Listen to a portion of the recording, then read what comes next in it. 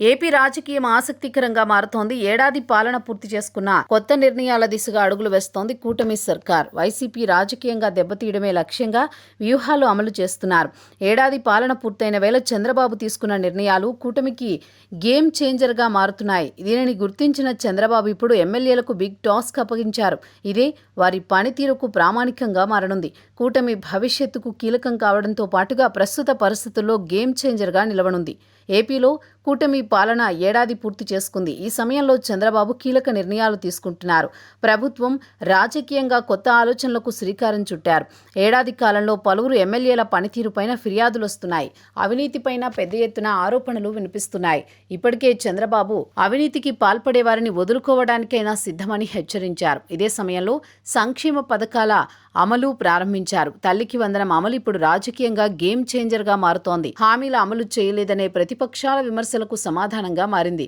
ఈ పథకం అమలు కూటమి నేతలకు భారీ ఊరటగా కనిపిస్తోంది. అదేవిధంగా ఈ నెల 20న పీఎం కిసాన్తో కలిసి అన్నదాత సుఖీభవ పథకం అమలు దిశగా ప్రభుత్వం కసరత్తు చేస్తోంది. ఈ పథకంలో తొలి విడత నిధులను రైతుల ఖాతాల్లో జమ చేయాలని నిర్ణయించారు.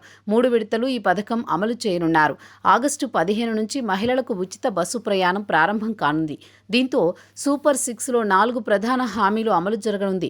దీంతో ఇక పాలనాపరంగా నిర్ణయాలు తీసుకుంటోన్న చంద్రబాబు క్షేత్రస్థాయిలో ఎమ్మెల్యేలపైన వస్తున్న ఫిర్యాదుల వేళ మరో నిర్ణయం అమలుకు సిద్ధమయ్యారు.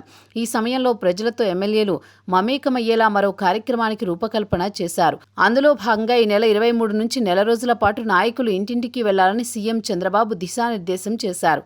ఏడాది కాలంలో కూటమి ప్రభుత్వం సాధించిన విజయాలు, అమలు చేసిన సంక్షేమ పథకాల్ని వివరించాలని దిశానిర్దేశం చేశారు. లీడర్ నుంచి క్యాడర్ వరకు ఈ విజయ యాత్రలో పాల్గొనాలని పిలుపునిచ్చారు.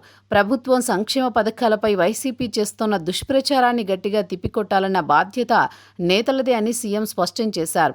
రోజు పార్టీ కార్యక్రమాలకు కొంత సమయం కేటాయించాలని, ప్రజలతో కలుపుగోలుగా మెలగాలని ఎమ్మెల్యేలకు చంద్రబాబు సూచించారు. దీని ద్వారా ఎమ్మెల్యేలకు ర్యాంకింగ్స్ ఇవ్వనున్నట్లు తెలుస్తోంది.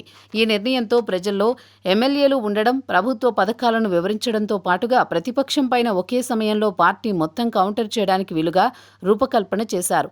దీంతో ఇప్పుడు పార్టీ ఎమ్మెల్యేలు ఈ అవకాశం ఎంతవరకు సద్వినియోగం చేసుకుంటారనేది కీలకంగా మారుతోంది.